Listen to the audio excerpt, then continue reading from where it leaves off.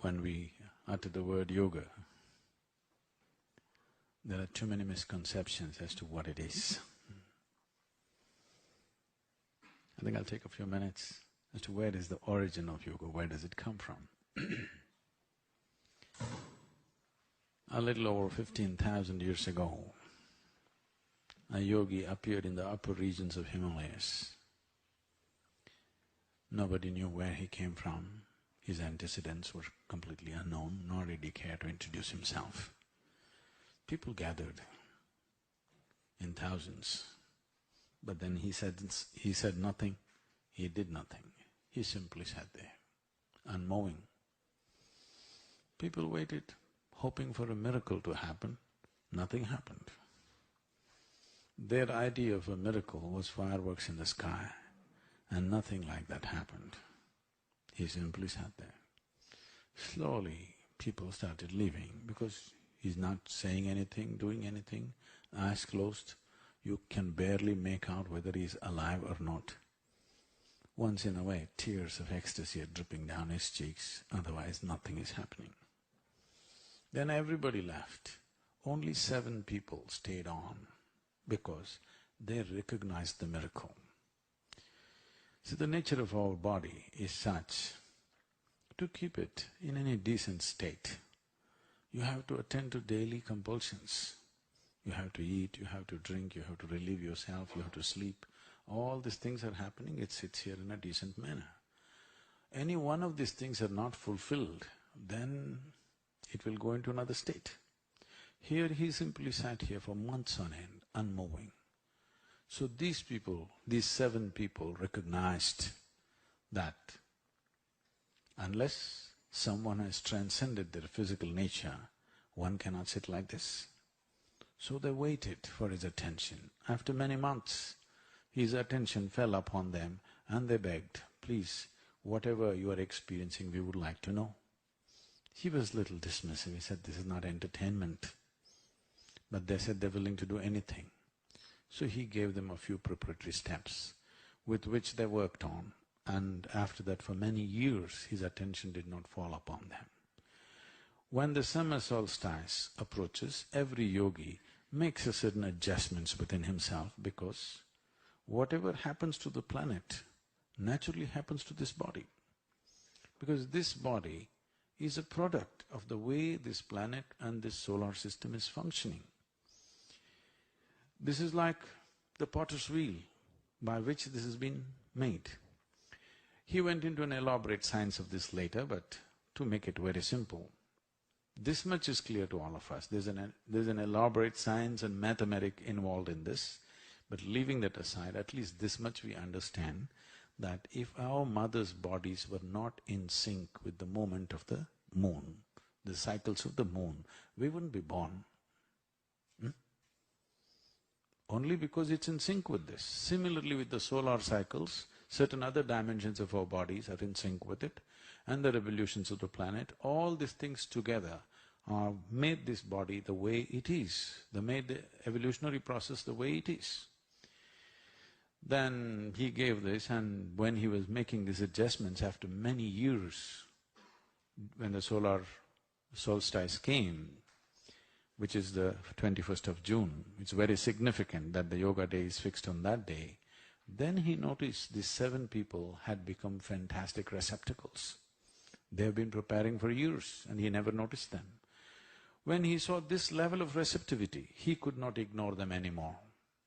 So, somewhere around this 21st of June, he turned south because the sun turned south. This is called as from Uttarayana to Dakshinayana, it turned. In yoga, from June to December is known as Sadhana Pada, from December to June is called as Kaivalya Pada. This is the time of sadhana. So he turned south and sat there as the Adi Yogi, Adi Guru. They called him Adi Yogi because they did not know his name, so they said he's the first yogi. So on this day he sat as the Adi Guru or the first Guru, to throw light upon the nature of human existence. So he explored human mechanics in as much elaborateness as you can imagine, and he came up with 112 ways in which through which a human being can attain to his highest. Having delivered this over a period of time, these 7 people took to various parts of the world. He asked them to go ahead and do this. One stayed with him, the other one came to what is now considered as the Indian part of Himalayas. Another one went to Central Asia, another went to North Africa, another went to South America. One went down South India, who's most important for us. He's known as the father of Southern mysticism. This is Agastya Muni. And another one went to South Asia. Today also, I think recently, about 3 weeks ago, there was news saying that under a temple, under a pyramid in Mexico, there is huge quantities of mercury. Mercury and yoga and Indian alchemy are very closely related, and there are any number of stories in the yogic lore as to how, what happened in Southern America some many years ago, thousands of years ago. Leaving that aside, the historicity, what is yoga? The word yoga means union. Union of not just body and mind, union of everything. Today modern science is telling you the whole existence is just one energy manifesting itself in millions of ways. The religions of the world have been screaming for a long time that God is everywhere. Whether you say everything is one energy, or you say God is everywhere, or you're talking about the same reality or a different reality. Different ways of expression, we are saying the same thing. Now, it is just that a scientist does not experience this, he has mathematically deduced it. A religious person does not experience this, he believes it because it's said by somebody that he values. A yogi is a hard nut, he wants to know it by his own experience. How is it possible for one to know that he is one with everything or everything is one with him? Let me try to put it as simply as possible. There's a glass of water here. I'm sure this is not you, isn't it?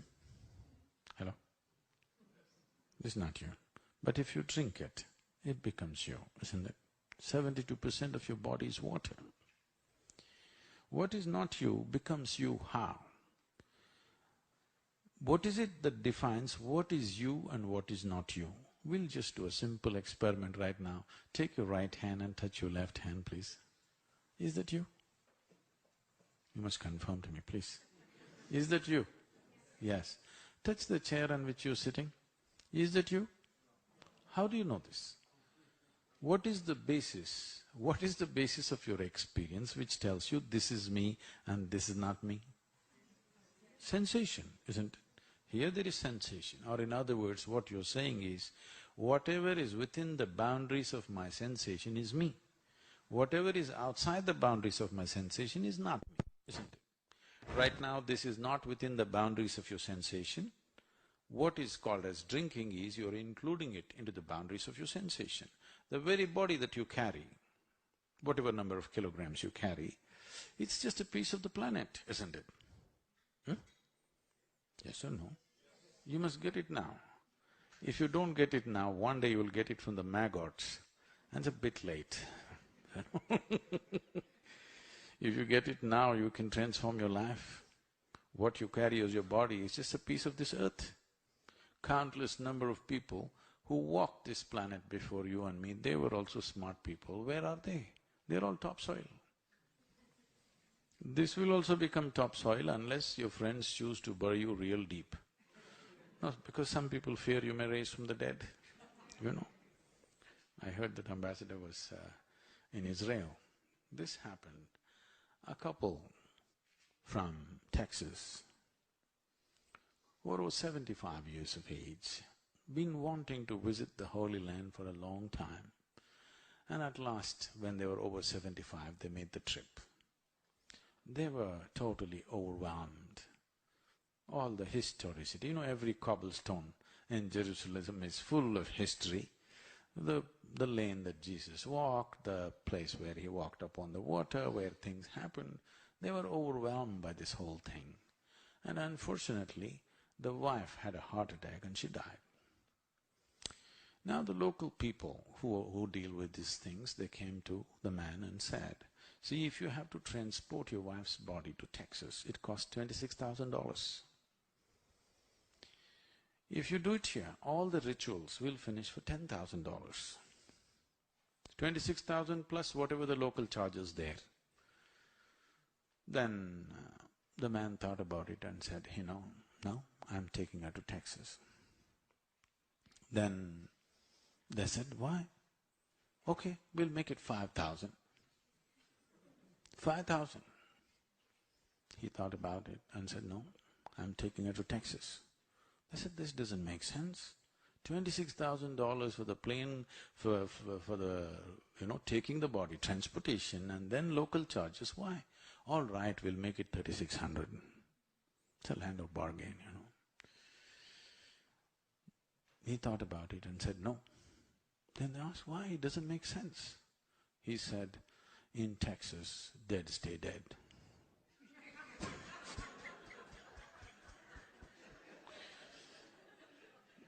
So, doesn't matter what you think about yourself, doesn't matter where you think you're going, where all you have been, as far as your physical body is concerned, it is going straight to the grave, without hesitation. Not one moment is it faltering, going straight there, because this is a material that you picked up. The only way you made it yours is by including it into the boundaries of your sensation. It is a known fact that if you experience a very exuberant moment in your life, let's say you're very joyful or very loving, to a point where tears came to you, happened to you? You're so joyful, tears came to you. At such a time, if you just place your hands just 6, 8 inches away from yourself, right here you will feel sensations. If no such wonderful thing happened to you, we'll have to do something horrible. We'll cut your leg right now. If you take off your right leg, the physical leg will be gone, but still the sensory leg may stay intact for some time. You've heard of this? It's called the phantom leg. If you suddenly take off the leg, all the sensations of the leg will still remain for a period of time, sometimes for days on end, it stays. Or in other words, the sensory body has a presence of its own. If you make the life within you very exuberant, full-fledged life, if you become, sensory body will expand. If you sit here and if your sensory body became as large as this hall, as that which was not you yesterday has become you today, isn't it? If you sit here, if you could experience all these people just as you experience the 5 fingers of your hand, not psychologically thinking or emotionally feeling we are all one, but actually if you experience them as yourself. After that, do I have to teach you morals?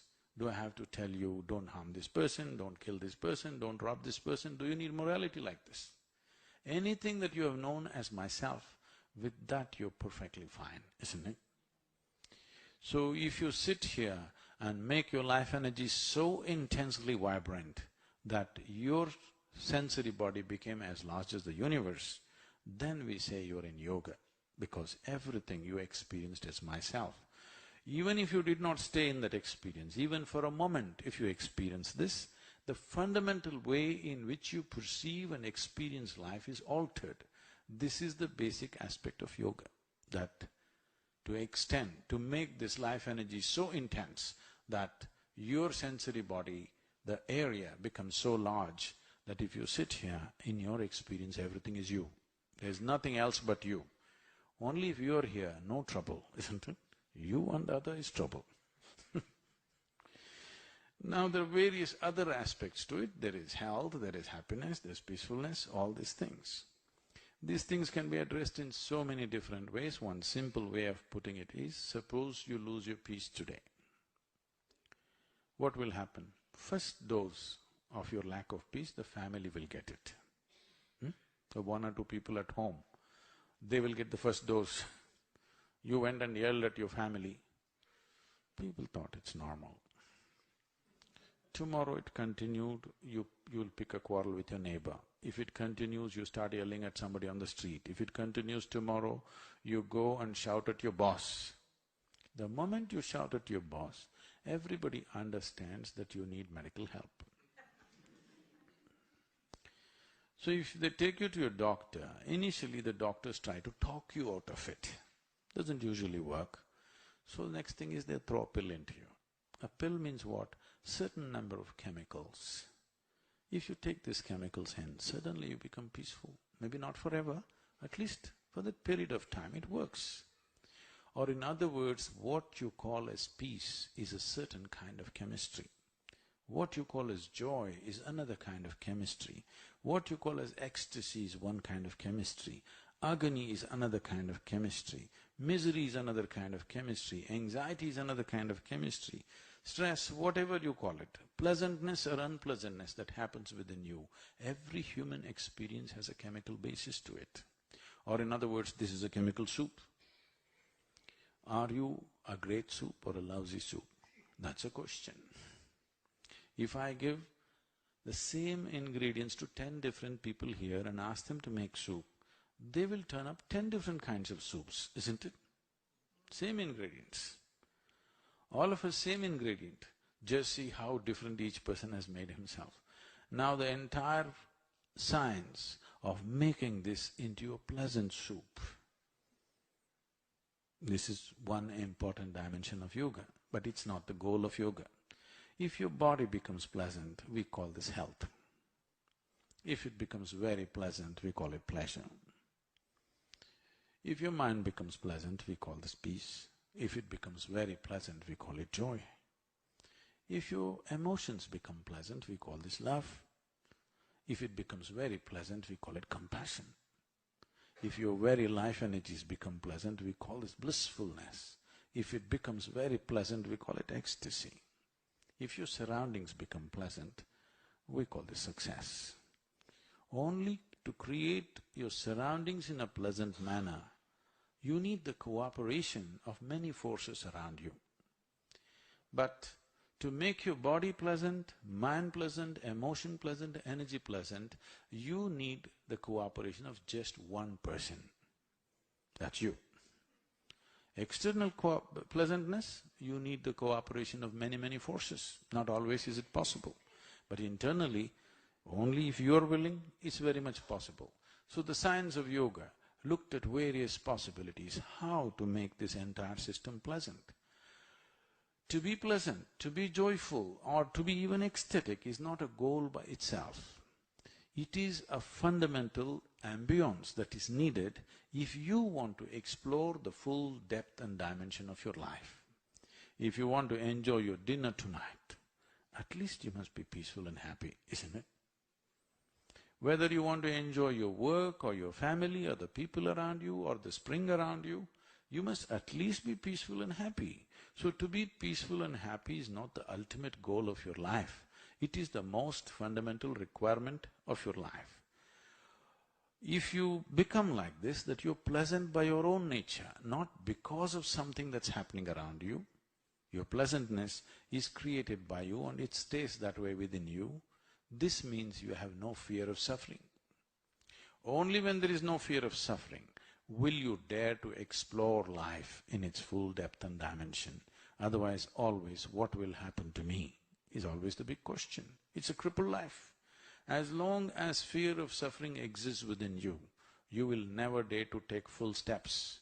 Your life will not be full stride, it will be always a half a step. So to set this, you have to create a chemistry of blissfulness. Whatever, this is the way I am. If this assurance is there, you can jump into anything and do whatever. Or in other words, you are never an issue. You have made yourself in such a way that you are not an issue.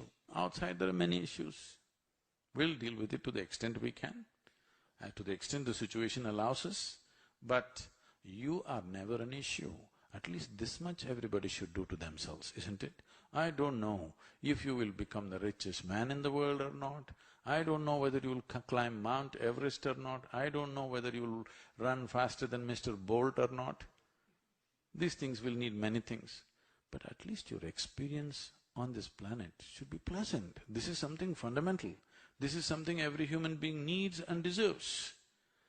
At least this much happen, this much must happen. At least this level of yoga we want the entire world to do. Yes, at least this level of yoga. They become peaceful and happy by their own nature. Whether they get realized, whether they will become yogis, whether they will experience the whole cosmos, that's left to them. At least making their life a pleasant experience. This much everybody must do. This much must happen. It is with this vision, I think, the International Yoga Day, so that the world takes to this science. For a long time, in pursuit of human well-being, we've looked up. By looking up, people have gone into all kinds of hallucinations, and we have fought wars, we have divided the world in ways we can't fix it. Terrible things we have done to each other and continue to do even today. So many people started looking out for their well-being. In pursuit of human well-being, we are ripping the planet apart, but well-being is not happening. Because if you want to feel well, if you want to know well-being, without turning inward, there is no well-being. By doing things outside, you can create comfort, you can create convenience, but you cannot create well-being. As a generation of people, we are the most comfortable generation ever on the planet. Do you agree with me? Another generation of people could never imagine the kind of comforts and conveniences that we are enjoying right now. Never before. But can you claim you're the most joyful generation on the planet? Or the most peaceful one or loving one? That has not happened. Simply because by engineering the external world, we may create comfort and convenience, but only by engineering your interiority, well-being can happen. This dimension of inner engineering is what yoga is about, looking at the mechanics of life, the technologies and tools for creating inner well-being. When I say tools, see, as human beings, we have a place, we hold the place that we hold on this planet, mainly because of our ability to use the tools. Otherwise, in many ways, almost every creature is better than us. But we can use tools and they cannot use tools, that's a big difference. That has set us apart in a huge way. Now, as there is objective tools to create external situations, there are subjective tools to create inner situation. This is what yoga is about.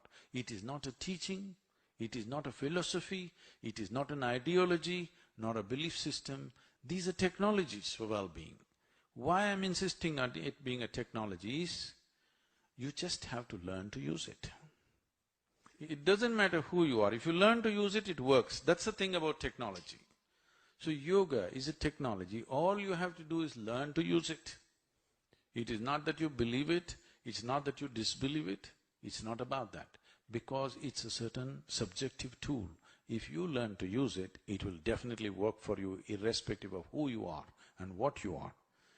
These tools just enhance a human being. In your life, if you think the work that you're doing is important, first thing is, you must work upon yourself. We have been striving to bring this to the leadership in the world. Today, I can proudly say many states in India have taken this up, the entire administration doing inner engineering process and finding enormous benefit. We have touched almost 42 to 43% of the bureaucratic, setup in southern India, which has made a big difference for them. When I was at the Economic Forum, I was asked, Sadhguru, if there's one thing we can do for you which will make a difference in the world, what is that? I said, there are 25 people I want. You give me these 25 people for 4 days or 5 days. You will see in 3 years' time there'll be significant change on the planet. So they asked me, who are these 25 people? I named the 25 heads of state. And it's fantastic today, a major nation, heads of major nations are talking about yoga for the first time. I want you to understand, this has lived for over 15,000 years without any kind of one organization pushing it or forcing it. Never in the history of humanity has it happened, somebody put a sword to your throat and say, you must do yoga, otherwise we'll kill you. No such thing has ever happened. Simply because of its efficacy, because it works, it's lived. Today, nearly 2 billion people on the planet are doing some form of yoga. I'm not happy with that. I want the 7.2 billion people to do some form of yoga, because it is time. We have looked up, we have looked out, and we've caused much damage. It is time the world turns inward for their well-being, not up, not out, in. In is the only way out, really. If you want well-being, in is the only way out. And we want this to happen, and it's fantastic that heads of states, the Prime Minister took this up, and the United States leadership is responding. Even the word yoga being uttered by the President of the United States is a very big thing, and he's uttered it too many times in the last few months, which is great. And I hear that among all the UN resolutions, this got the maximum support, some 172 countries. 177 countries. That's truly fantastic that all of them recognize this. This is not about selling a product to people, let this be understood. This is not about propagating a particular culture. This is not about converting everybody into Indian. No. This is about understanding a fundamental science of well-being. There is a science and technology for external well-being, there is a whole science and technology for inner well-being. And this must happen. And for the first time in the world, we are in a position, we are on the threshold position.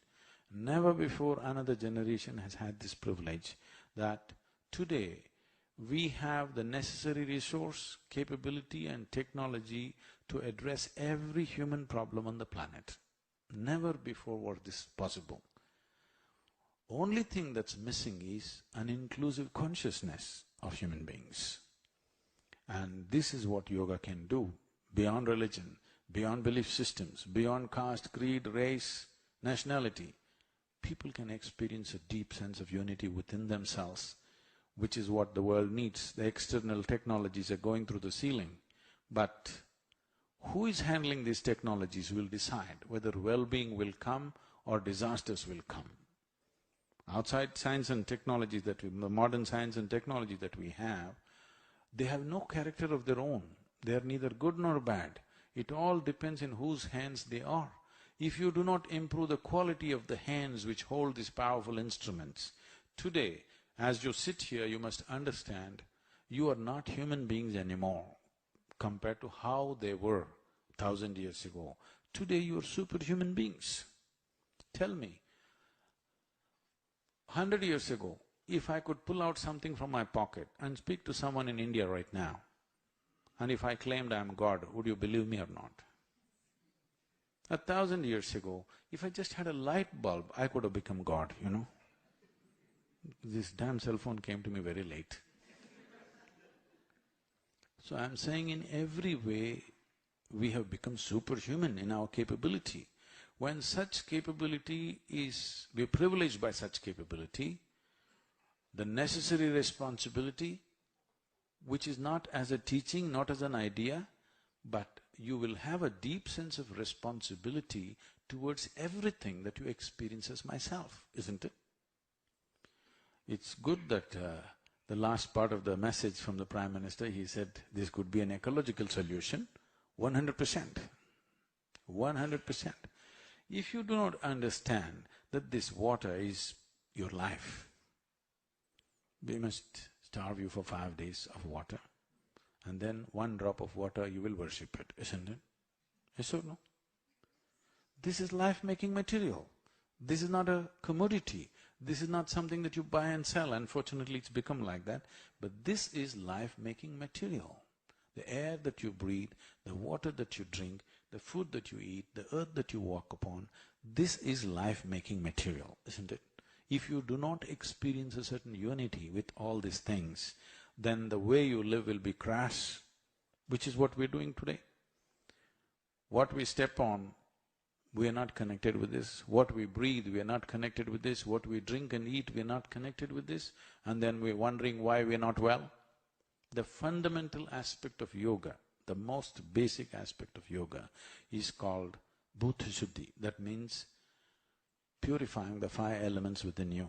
This body is just a play of five elements, so is the planet, so is the universe, so is the entire creation. Just five ingredients. Just see what magic. If you just manage these five ingredients properly within your system, being healthy, being ecstatic is not out of reach. This is not a pipe dream. This is technology. If you're willing to employ it, every human being is capable of it. Let's understand this. When it comes to external realities, we are all differently capable. What you can do, I cannot do. What I can do, somebody else cannot do. When it comes to external realities, all of us are differently capable. When it comes to inner possibilities, all of us are equally capable. It's not happened simply because we've never paid attention to it. It's great, at last we're talking about international yoga. This means we are beginning to understand that we have to turn inward. This is a great, momentous event. How big it'll become this year, it doesn't matter. This has to be continued, because this is a momentous step that humanity is taking. Right now, most people may not understand the significance of what this is. They may think there is a bubble bath day, yesterday was a Mother's Day, and Mother's Day was started by the Nazis, the Hitler's time and we are celebrating it anyway. All these things, there's also a bubble bath day. There are all kinds of things. All the 365 days have been taken by somebody. For a normal person, there is no day left. This is not one more thing like that. This has to become a momentous step for humanity, because this taking, not looking upward or outward for well-being, but turning inward for well-being is a step that humanity has to take. And human intellect has blossomed like never before, that more people are capable of thinking for themselves than ever before in the history of humanity. When this has happened, offering solutions in another place somewhere is not going to work. People want solutions here. Once they want solutions here, turning inward is a natural process, and it's very significant that this day has been declared, and it's a moment of great pride for us, because a political leader has taken this stance, not yogis. Political leader has taken this stance. It's a fantastic and very visionary step which will go a long way. Thank you very much. If you have any question, I could address a question.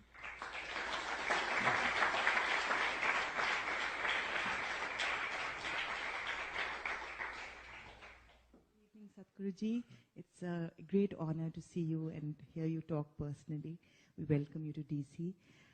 Just talking about inner peace and turning inward, I just wanted to ask you, there are all sorts of people in the world, and if a person is living in abject poverty and fighting each day to feed a hungry family or a sick family, or street beggars who are maimed at childhood, etc., how does that person even have the time to look inward, considering the struggles he has to go through hour to hour?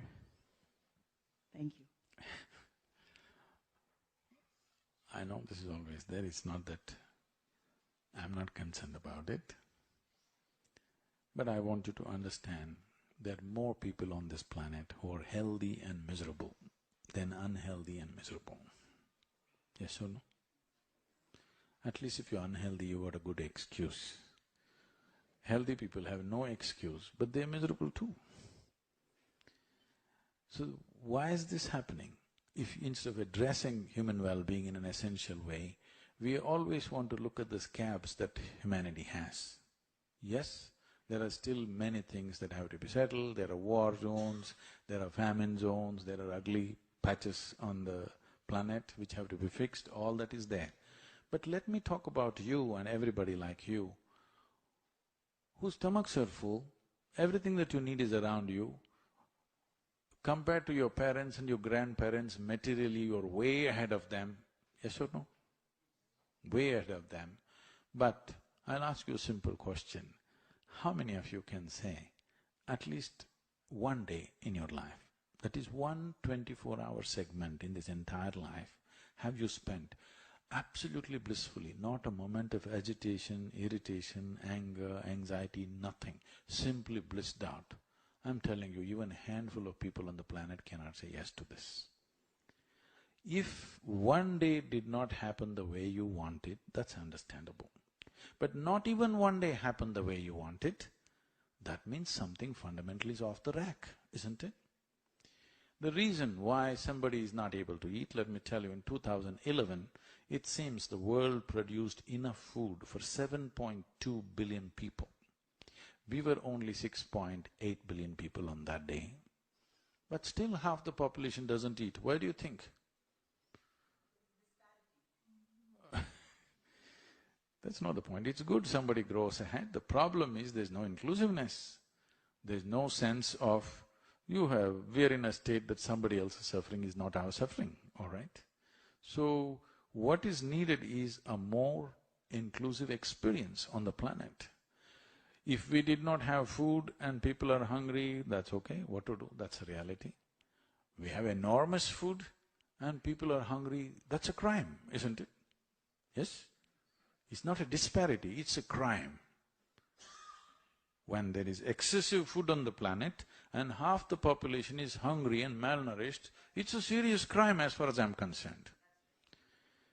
If only, now that the leadership is talking, I'm saying those 25 peoples I talked about of the major nations, if they experienced everything around them as a part of themselves, in 1 year or 2 years' time, significant change can happen on the planet, isn't it? It's not happened because we're always going by this, because we like to go on plucking our wounds and going on focusing on that. Okay, that child who was not eaten on the street, what about this maimed person, what about this war? All those things are there. Are you interested in the problems on the planet or are you interested in solutions on the planet? If you're interested in solutions, taking an inward step, particularly for all those people who hold responsible positions in the world, is important, because once you are a leader, what it means is every thought that you generate, every emotion that you generate, every action that you perform is going to impact millions of people. When such a privilege is at hand, how you should keep yourself is important, isn't it? No such work has been done. Our whole idea of education right now is how to enhance our capability, not to enhance the being. I am saying if you enhance this being, your activity will naturally rise. Now, without enhancing the fundamental life within you, you're trying to enhance your activity, which is horribly stressful. Because you mentioned the word peace, peace is not even an issue. When you were 5 years of age, as a child, being peaceful and happy, was it not natural to you? So at 5, if you were peaceful and joyful, by the time you were 30, you should have become ecstatic. But just the reverse happened. So we have to see what are we doing wrong, isn't it? Today everybody is going about talking as if peace is the ultimate goal of their life. Even so-called spiritual leaders are talking about it. Believe me, such people will only rest in peace. Yes. Because of certain deprivation, these things are being said. I must tell you this because the ambassador has been in Tel Aviv. I was to speak in Tel Aviv a few years ago. I flew in from Atlanta. I am supposed to land there in the morning and speak at 6:30 in the evening. But because of some delays, I landed there at 6 in the evening. So I quickly changed in the airport. I'm rushing to the place because in these 33 years of my activity, I have not been late to a single appointment yet. So I'm rushing there. And I've been flying an American airline, there's nothing edible on the plane, so I'm starved. To my joy, I see the venue where I'm supposed to speak happens to be a wonderful restaurant. I said, this is great. As I walked in, people were greeting me and one man came and said, Shalom. I said, fine, what does that mean? He said, this is the highest way of greeting. I said, that's your opinion, but what does it mean? He said, no, this is really the highest way of greeting. All right, but what does the word mean? He said, this means peace. I said, why would peace be the highest way of greeting unless you're born in Middle East? In South India, somebody comes up to me in the morning and says, peace. I'll say, what's wrong with you today? Whatever you're deprived of becomes the highest thing. These are all simple things. To be peaceful, to be joyful, to be loving is human nature, isn't it? If you don't mess yourself up, if you don't know this, get yourself a dog. When all other people fail you, you'll get a dog, you know. If you want to learn some joy, some love, at least get a dog. You don't need to go to heaven to this, but unfortunately today, if you say peace, people say divine peace. If you say bliss, you say divine bliss. If you say love, you say divine love. We don't know whether divine can love or not. If human being keeps himself well, he can be peaceful, joyful, loving. All that is human quality, please do not export it to heaven. We don't know whether it's useful there or not. Here it's useful to be peaceful, to be joyful, to be loving. I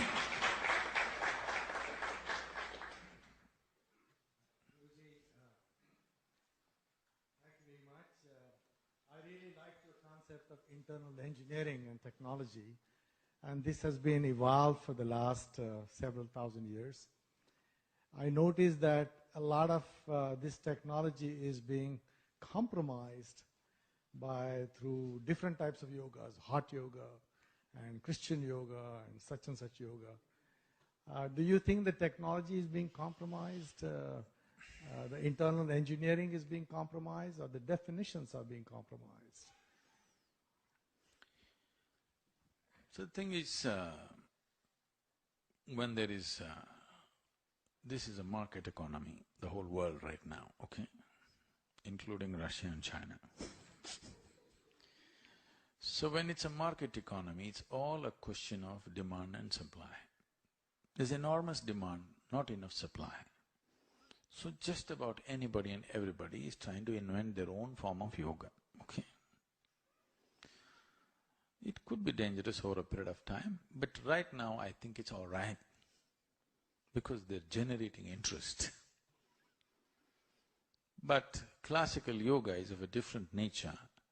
This is the work, I feel, this International Day, this is what we need to do to bring the profoundness of yoga to the West, because only the physical of yoga has come largely.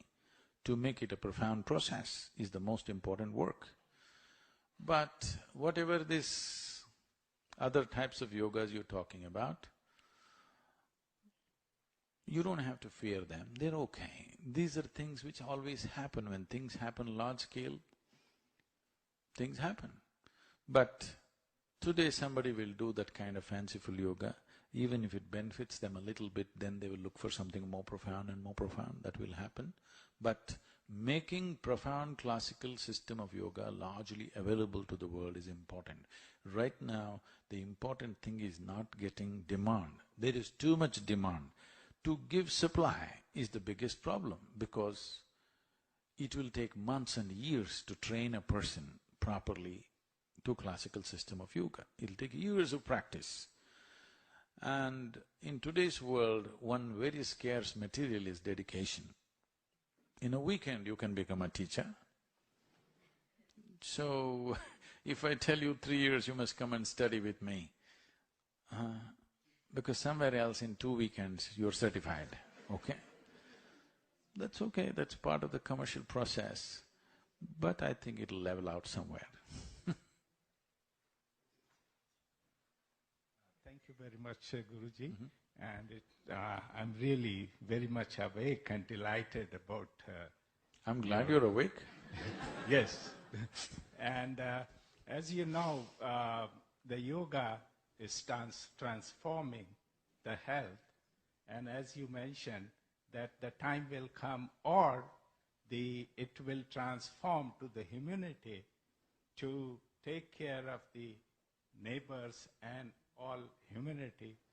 it will take time or is reaching there, because we are all very much mature with the knowledge, but not with the science behind that.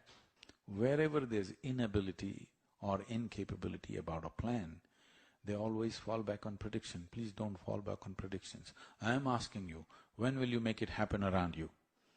What is your plan? International Yoga Day is a plan, not a prediction.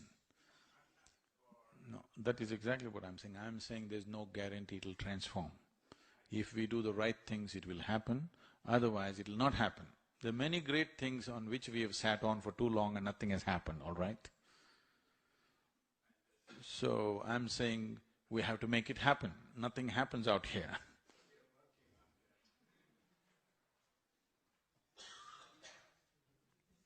A long time ago, my grandfather gave me an article written by you, and you said that everyone's trying to be extraordinary. I'm not that old as your grandfather. I didn't mean that, but you started pretty young, I guess, in yoga. So the article ended with you saying that, everyone's trying to be extraordinary, but being ordinary is extraordinary. And that stuck with me. And my grandfather, the reason he gave me that article was because he said that just try and be yourself, and whatever comes to you, just go with the flow and have some detachment. That will take you very forward in life. And I've lived my life through that with what he wanted me to be. But I wanted to ask you, don't you think that the kind of dedication and detachment that's required to go with the flow is extraordinary? This whole thing came up because at one time we used to print brochures like this, inner engineering, ordinary to extraordinary. So I start the program, first day, second day, third day people ask, Sadhguru, nothing special happened to me. Then I said, I never talked about being special. Said, extraordinary you said? I said, yes. This is about becoming extraordinary, more ordinary than others. The sickness in the world is, you always want to be better than somebody, which is a great sickness. If you enjoy somebody else being less than you, I think it's sickness. Right now the whole thing is about who is number one, who is number two. What's wrong with number 100, I'm asking? Everybody has a place to fulfill, everybody has a role to play in the world. So instead of living by comparison, if you see how to make this life into a full-fledged life, see, this is what by nature every life is seeking. Whether it's an earthworm or a grasshopper or a tree, what are they seeking? They're just striving to become full-fledged what they are, nothing more. But it's easy to define what is a full-fledged earthworm, what is a full-fledged grasshopper, what is a full-fledged apple tree, we can define. What is a full-fledged human being, we are not able to define. Because wherever we keep you, you want to do something more, isn't it? Yes or no? Whoever you are right now, you want to be something more. If that something more happens, what? Something more. If that happens, what? Something more. Let's say we made you the queen of this planet. Don't look at me hopefully. I will not make such blunders, I'm just asking you. Suppose we make you the queen of this planet, would you be fulfilled? You will look at the stars, isn't it? That is the nature of the human being. The very nature of who you are is that you want to expand limitlessly. You want infinite expansion, but unfortunately you're going at it in installments. Can you approach infinity in installments? Can you count 1, 2, 3, 4, 5 and one day say infinite? Is it possible? No, it's endless counting. The very nature of who you are is such. Suppose I imprison you right now in 5x5 cubicle for 3 days, you will feel horribly imprisoned. Then we'll announce your liberation and liberate you into your 10x10 cubicle. You will feel wonderful for a day. Again you will feel imprisoned. Now we'll liberate you into a 100 by 100 cubicle. You will feel great for 3 days, again the same thing. It does not matter where I set the boundary. The moment you can feel the boundary, you want to break it. Yes or no? So there is something within you which does not like boundaries. There is something within you constantly longing to become boundless. But the only problem, this is a fantastic goal for you. You're seeking to become boundless or infinite is not a small thing. But the method you're employing, the vehicle you're using to get there is hopeless. Because through physical means you're trying to become boundless. The very nature of physicality or the fundamentals of physicality is a defined boundary. Only because there is a boundary, physical is possible. Right now we call this a physical body because it has a defined boundary. If I take away all the boundaries of this body, can you call this physical? So the fundamentals of physicality is boundary, but your innermost longing is to become boundless. Through physical means, if you approach boundlessness, it's going to be an endless run. So the entire dimension of what is being referred to as spiritual is just this. Spiritual does not mean you see things walking in the corners of dark streets. Spiritual does not mean you look up or down, no. It is just that your experience of life has transcended the physicality of who you are. Because physicality, as we looked at it some time ago, is something that you accumulated over a period of time. What you accumulate, you can claim is yours. But if you say it's me, you kind of lost it, isn't it? Suppose suddenly I show you this glass and this is my glass. You will think, well, Sadhguru has some problem, but let's listen some more. People say he is wise. After some time I say, this is me. Then you'll say, let's go. Because this is a clear case of madness, isn't it? This is happening to you every day. Food appears on your plate, you say, this is my food, you eat it and then it's me. Once you start thinking, what is not you as myself, your fundamental perspective of life is distorted. From that distortion, whatever you do, it'll only be a struggle because it'll not find fulfillment. At least you must be able to see what is me and what is not me. This is the fundamentals of inner engineering. If you sit here, body is here, mind is out here, what is you is somewhere else. Once there's a little space between you and your body, between you and your mind, this is the end of suffering. Because you know only two kinds of suffering, physical suffering, mental suffering. Do you know any other kind of suffering? These are the only two things which are bothering you. Both these things are miracles. Human body is a miracle, human mind is a fantastic miracle. But both these things have become misery manufacturing machines right now. Simply because you have a supercomputer and you have not even bothered to read the user's manual. This is the problem with you. This International Yoga Day, you must at least start reading the user's manual. What is the nature of this? Let's start looking at this. Thank you very much for being here. Putting an end to the cycle of birth and death. I always insist that you don't believe anything that is not yet your experience. It doesn't matter who says it. This does not mean disbelief. No, you don't know, that's all. Somebody tells you a story, you don't know whether it's true or it's not true. So even if I say something, don't believe this nonsense. Everything that human beings can do is essentially an expression of who they are. Somebody sings a song, somebody dances, somebody writes a book, somebody paints a picture. Whatever else we do is an expression of who you are.